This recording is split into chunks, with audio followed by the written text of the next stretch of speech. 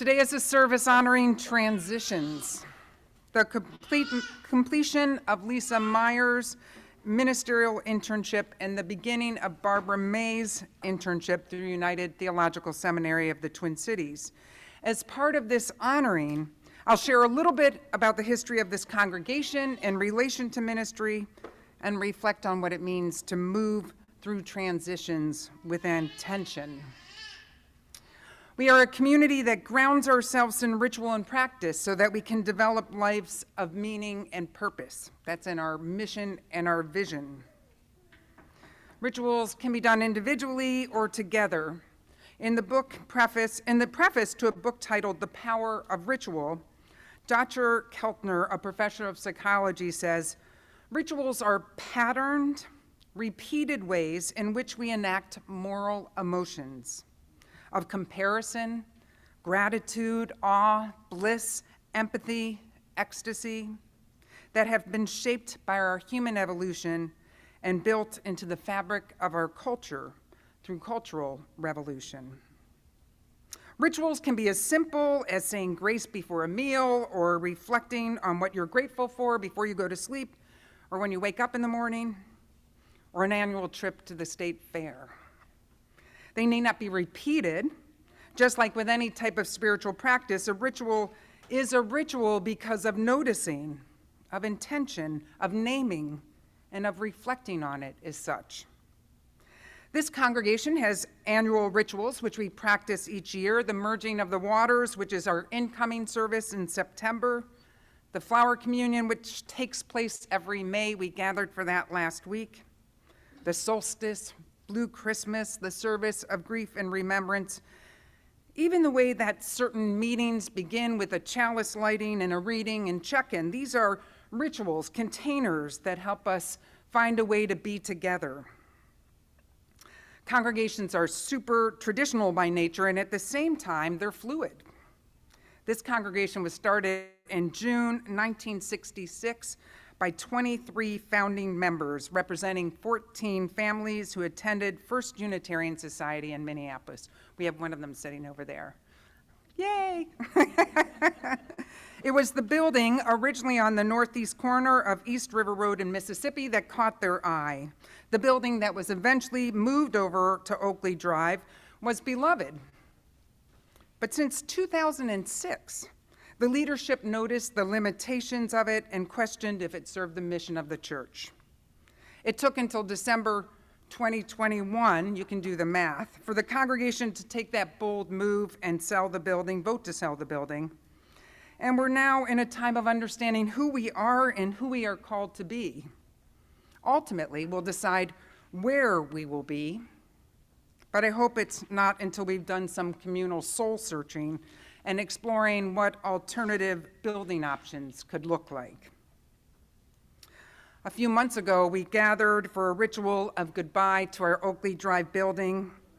We could have just left the building, announced the sale and the closing, and moved on. But to stop, to pause, to acknowledge the significance of that departure and all that had taken place in that building, it was important. Our physical church home, the Oakley Drive building, held within its walls and within our hearts times of grief and joy, of community and food and growth. Not because of food, but growth. The spirit and the emotion on that day of our gathering was strong. We listened and we laughed and we cried, we told stories, and we took our final breaths in that space together with gratitude for all that we had shared there.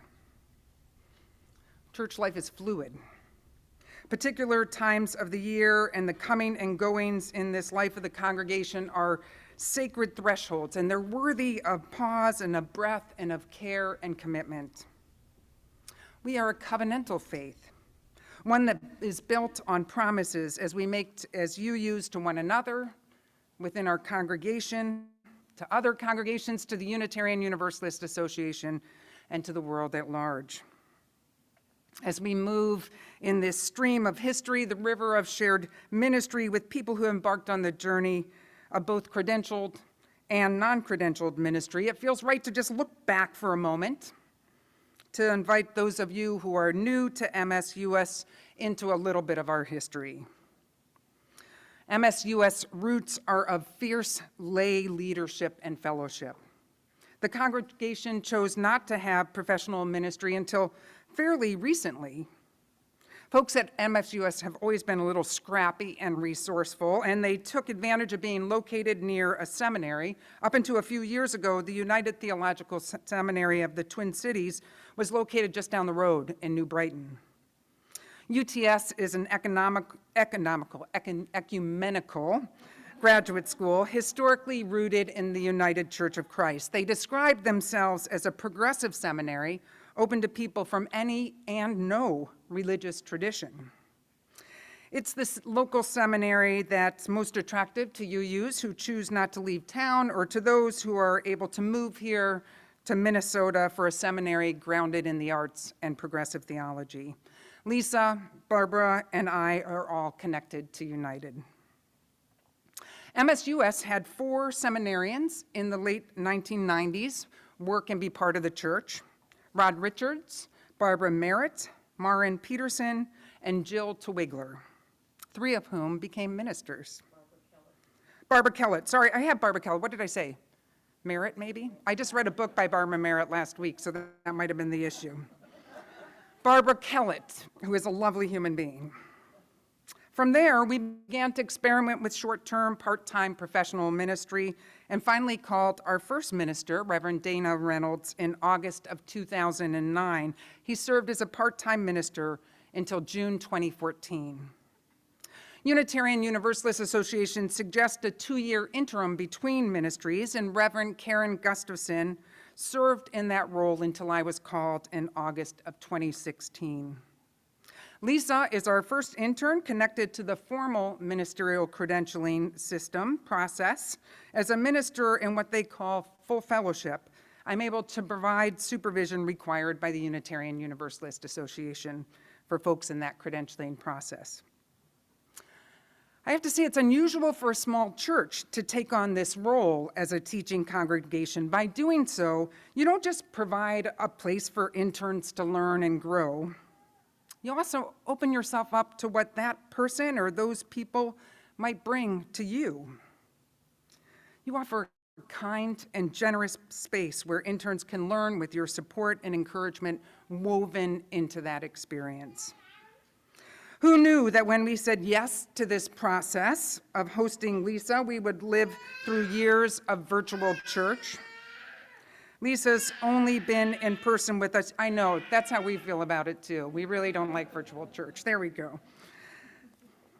Lisa's only been in person with us for a few months of her internship, and it's hardly what she or we expected. Lisa fell in love with ministry through leading worship, and that's been her greatest impact over the past couple years. The inevitable beginning and ending of internships also help us recognize what is said in the reading: not all relationships are meant to be lifelong. Many are time limited. They're established for a specific reason. It's okay to let relationships ebb and flow and let some float away. That doesn't mean that they didn't matter. We are continuously evolving. Accordingly, our needs change, and so do the relationships which fulfill those needs. So practice saying goodbye. Practice saying goodbye. We are not always given such opportunities. Sometimes when someone dies suddenly or stops responding to calls, there's not that closure that humans need. Sometimes congregants leave without saying goodbye. They move into different priorities and different paths, and this ambiguous loss can be challenging. So I believe that when we are given the opportunity to practice saying goodbye, we should do so. Perhaps practicing goodbyes will help all of us say goodbye to other people or chapters in our lives with more intention. To stop, to acknowledge the threshold that is occurring or has occurred, and to move through that with purpose. So a post that is part of a blog called Sidewalk Talk includes this thought: the more that I've learned about what happens inside of us and our human connections, the more curious I am about the landscapes we are creating outside of us. Goodbyes are at the very top of my curiosity list. Rituals of goodbye are part of that landscape, and we create outside of ourselves. Jen has a reading about goodbyes. Goodbyes Are Hard by Lauren Robbins. Goodbyes are hard. So hard, in fact, that many of us skip that step within our relationships. Whether saying goodbye as in see you later, or goodbye as a final step in creating closure in a relationship, we often deny ourselves the opportunity to practice this important human interaction. For many people, goodbyes are uncomfortable. They provide the opportunity to both experience and express the value that that relationship or person has had in our life. This vulnerability, displaying the difficulty we may experience in separating from one another, is a common challenge in a world where many are told to stay strong, avoiding all chances that you might cry, express other emotions, or perceived as overly sensitive. That's all bogus. The human connection is about experiencing emotions and connecting with others through relationship.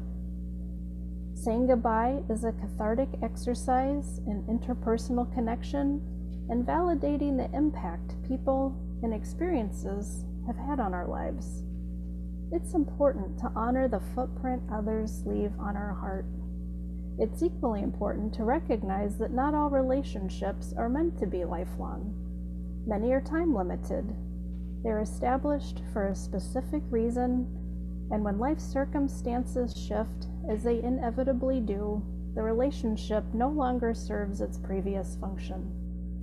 It's okay to let relationships ebb and flow and let some float away. That doesn't mean they didn't matter. We're continuously evolving.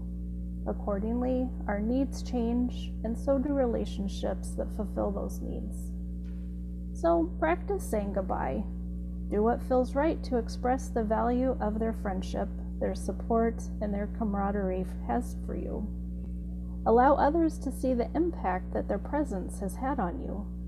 And when it's time to say goodbye, whether just for now or forever, knowing that in saying goodbye, you're not devaluing the time spent with this person, but saying, you matter and you've been a part of my story. Goodbyes may be hard, but that doesn't mean we should pretend they don't exist. Emotional discomfort often equals emotional growth, something we all need to continually pursue joy and life satisfaction.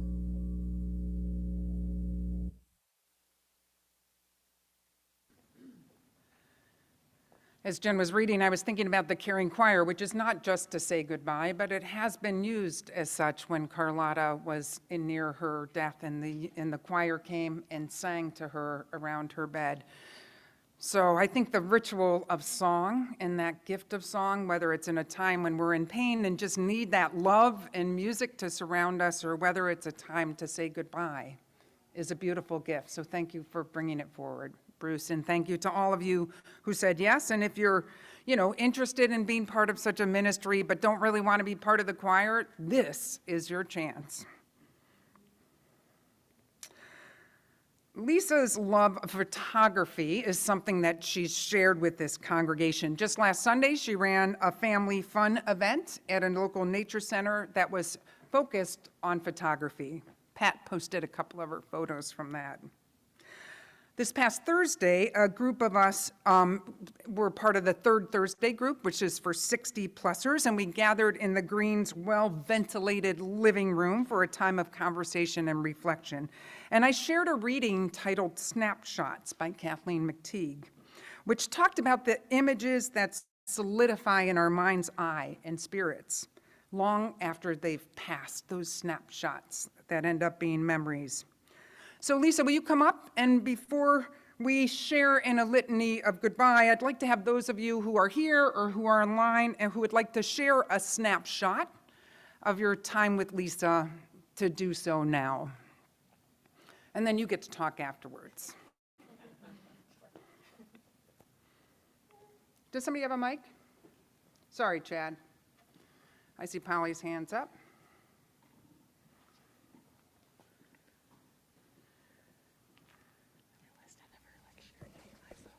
Sorry, I was off my game.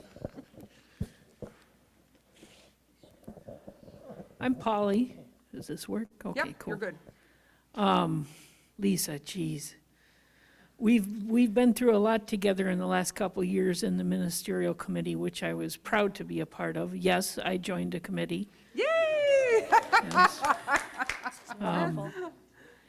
The things I know about Lisa is that she works really hard, especially when there's a sermon, and her background work contributes so much to the content of what she gives as a sermon, and I will miss that. I know that you have a heart of gold. Your care and compassion is feelable. I know there's a better word for that, That's all but right, that's it the one works. I got.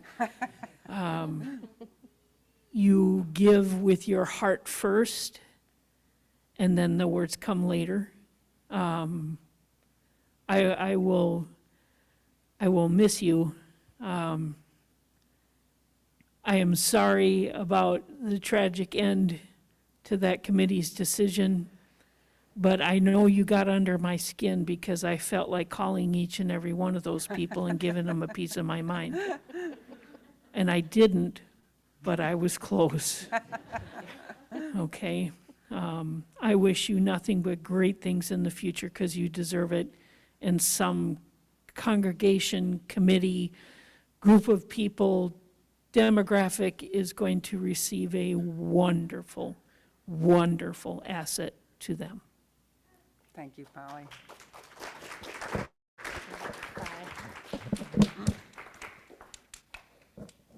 I'm Lynn, and I have been in many, many Zoom meetings with Lisa. And I just want to say two things about that. First of all, I just so appreciate how your comments in those meetings are always so thoughtful. You take a minute to consider it, and you always have wisdom to contribute, and that was just a real gift. And the second thing is, I love your cat, who was a vigorous participant in Yep. Zoom meetings.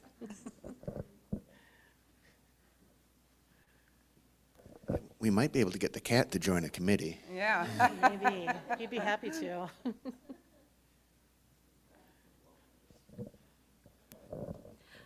Hi, I'm Jan, and I appreciate you bringing the Dropkick Murphys to us. They're one of my sister's favorite bands. I think it was Flogging Molly I brought to you, or similar music.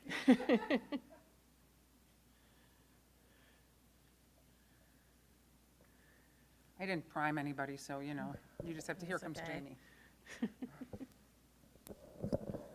Hi, Lisa. I'm Jamie, for those who don't know. And I really appreciated the opportunity to discuss the young people's indigenous history of the U.S. Whereas with the books that we had done in the congregation prior to this, you know, I knew something about racism, so I didn't learn as much, although I found them very meaningful and did learn things. But this one was a whole new topic, a whole new opportunity for learning.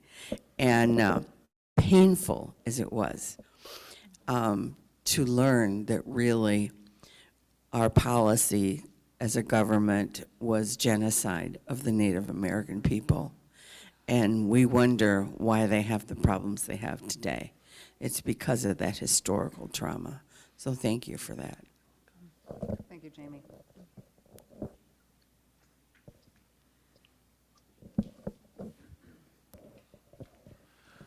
Hi, I'm Bruce, and it's been an honor to be able to work with you as one of the staff members. You've been thoughtful. Your ideas are so nice to hear. Your sermons have been wonderful. At staff meetings, you've been thoughtful, and wherever you go, they're going to get a great person. So I wish you all the best of success. You're going to do somebody a great job, and unfortunately, the decision makers missed that. But someone will get you. So congratulations. Thank you for being here. Let's just do a few more. I saw Marie and Beth, I believe. And Linda, what's your name? Is there anybody online? I don't see anyone online. Okay. That's my spouse. That's why they're laughing.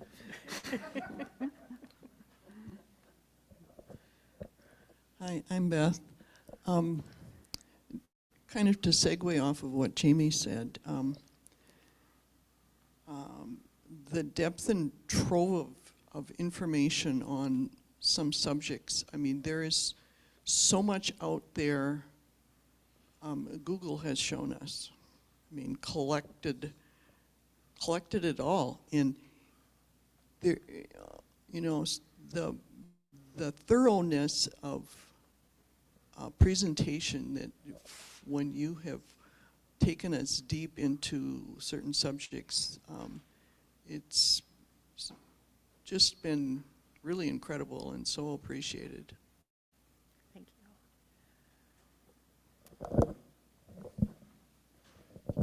I'm Marie, and Lisa and I have been connecting, I guess, more personally. And last Sunday, when there was that photography thing, I was going to go. I had to text her and say, I'm falling asleep. I cannot go. And she said, well, she feels like laying down under the tree anyhow. Yeah. But we had a discussion, and I told you that I learned so much from every single sermon that you did. It just amazes me with how much you know and how kind you are, and I'm finding kindness is so needed, and you are a great, kind person. And I hope that we will continue on and that the rest of your life is wonderful. Thank you. Thank you. I'm going to let that end this part for now. We are going to have cake, so if you want to whisper other sweet nothings into Lisa's ear, you can do that while we have cake. If you're online, you can feel free to put it in chat, and we can see if we can get that to Lisa. I'm sorry, they can't have cake. I'm sorry you can't have cake. I wish we could have delivered it to your house. So now you get to say a few words if you'd like. Yeah. Okay, I'm going off the cuff here. I did not prepare anything, which is unlike me. I always have paper in front of me, so I know what I'm going to say. But I really just want to say thank you to all of you. I'm going to cry. This has been an amazing, scary, challenging, all the emotions you can imagine, 2 years of being here as your intern, but every single one of you have given me nothing but trust and respect and joy and love and embracing and welcoming and friendship more than anything. So as I say goodbye to our relationship as intern, friends still remain. So I consider all of you my friend, and thank you so much. And finally, Polly mentioned a committee on ministry. There were a group of people known as the Committee on Ministry, or because we are people of acronyms, the COM, C-O-M. And I would just like to acknowledge them because they met every month with Lisa over these past 2 years. So will you raise your hand or whatever when I say your name? Jen Griot, I see her camera's off. She's the one who read the poem, the goodbye poem. Anna Landis-Benz over there, Chad Snyder in the back, Polly Vilblad, and Sarah Green. Did I get everybody? That's everyone. Ooh, okay, good. Anna, would you like to come up as a representative of the COM?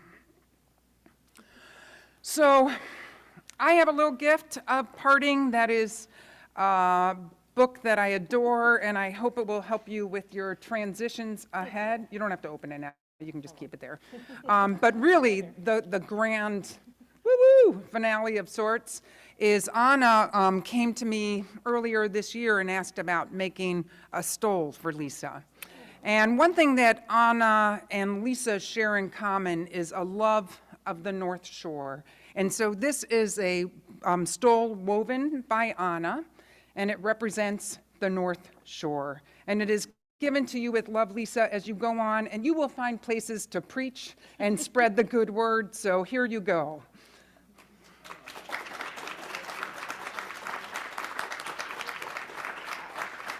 Okay, now you have to stay up here for a minute. Okay. Yep. I feel like I'm graduating. I know, don't you feel like, it looks gorgeous. It's really, it is lovely. Isn't that pretty? Yeah, and it's so unusual. I don't think I've ever seen one woven like that, so it's really stunning. Yeah, wow. The talent is just a little out of control around here. So now on to the Litany of Farewell, which we've adapted from a text by Kaylee Rice. The life of a religious community is fluid, ever-changing with new lives, new visions, new possibilities, and new ministries. In September 2020, we welcomed you, Lisa, as our ministerial intern, and today we say goodbye to you in that formal role. So I have some words up on the screen for the congregation to share with Lisa.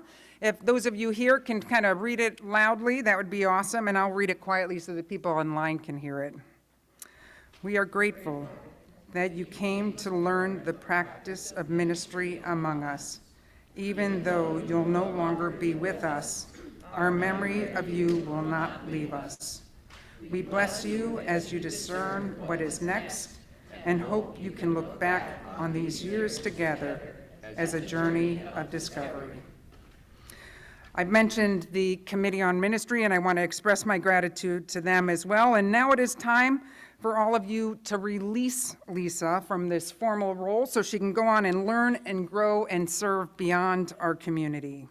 So do you, members and friends of MSUS, now release Lisa from her role as the intern minister? If yes, say we do.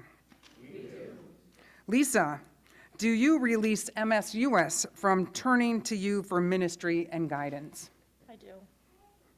Will you join with me in a blessing for Lisa?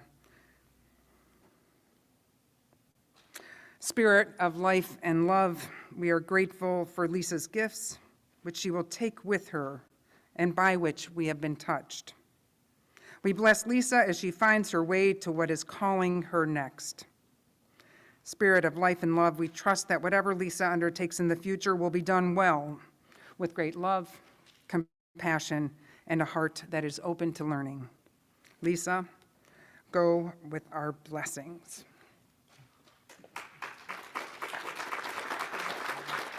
You can go sit.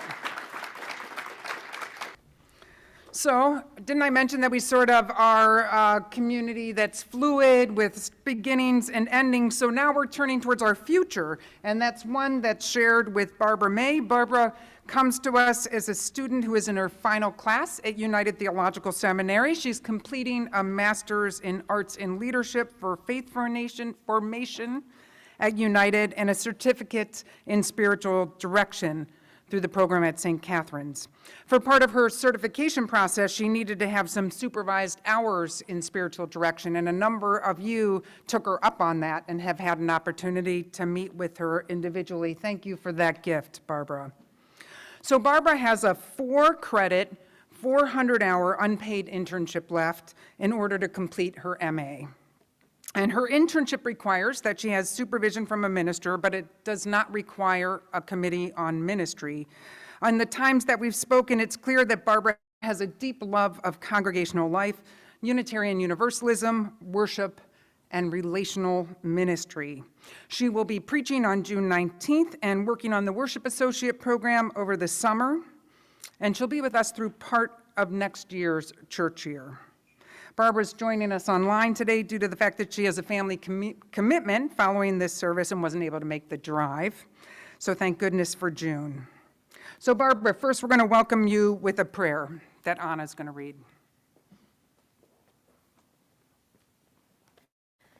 A Prayer for a New Beginning by John Donahue. In out-of-the-way places of the heart, where your thoughts never think to wander, this beginning has been quietly forming, waiting until you are ready to emerge. For a long time, it has watched your desire, feeling the emptiness growing inside you, noticing how you willed yourself on, still unable to leave what you had outgrown. It watched you play with the seduction of safety and the gray promises that sameness whispered, hear the waves of turmoil rise and relent, wondered, would you always live like this? Then the delight when your courage kindled and out you stepped onto new ground, your eyes young again with energy and dream, a path of plenitude opening before you. Though your destination is not yet clear, you can trust the promise of this opening. Unfurl yourself into the grace of beginning that is at one with your life's desire. Awaken your spirit to adventure, hold nothing back, learn to find ease in risk. Soon you will be home in a new rhythm, for your soul senses the world that awaits you. It's one of my favorite blessings. Barbara, I don't know if you want to just say a few words so folks can see you on screen, and if somebody could spotlight her, that would be awesome. I'm not sure what to say following that blessing. That was, you don't even know me, and yet it was perfect. Awesome. I'm so excited to be here. I have been working with Dakota Unitarian Universalist through the seminary over the last couple of years too. And last week we did our flower communion in person, and I got to stand in the front of, well, we were in someone's backyard. But I was in front of the congregation, and with the other worship leader, we were sharing a hymnal and singing together, and it just brought tears to my eyes because I haven't done that in 5 years. I love congregational life. I'm so excited to be a part of this church. I see and hear the kindness and the love that this congregation holds, and I have to tell you, Unitarian Universalists are the most loving people I have ever had the privilege of serving. And I feel like this is a new adventure, and I'm so excited. And I thank you so much for welcoming me into your congregation. Thank you, Barbara. I'm so glad you could join us online. It's awesome. So our covenant of commitment is adapted from the words of Michelle Buhite. Michael Servetus, Unitarian Society, we have begun a new thing. We just ended an old thing, and now we're beginning a new thing by bringing Barbara into our midst. We continue the practice of hosting an intern by creating an environment where Barbara can stretch and grow with us. As we begin again with this mantle of being a teaching congregation, it's up to each of us to offer Barbara support and compassion as she grows into the visionary religious leader she has been called to be. It's up to us to create a safe container where she can succeed and fail, where she is free to create a ministry here with you. MSUS will give them your time, their time, wisdom. Oh, no, this is a question. MSUS, will you give Barbara your time, wisdom, and compassion to this endeavor? Will you trust yourselves in Barbara to dare to fully engage in this internship? Will you keep your hearts and minds open to the gifts she brings to this congregation? If so, will you answer, we will? We will. Barbara, is the prayer of the new beginning expressed? Do you promise to meet this opening? Will you let this place be where you can unfurl yourself into the grace of beginning that is at one with your life's desire? Are you prepared to awaken your spirit to adventure, holding nothing back and learning to find ease in risk? Do you accept our welcome and care? If yes, say I do. I do. May we enter into this relationship with humility and compassion, openness and curiosity and love. May it be so. Amen.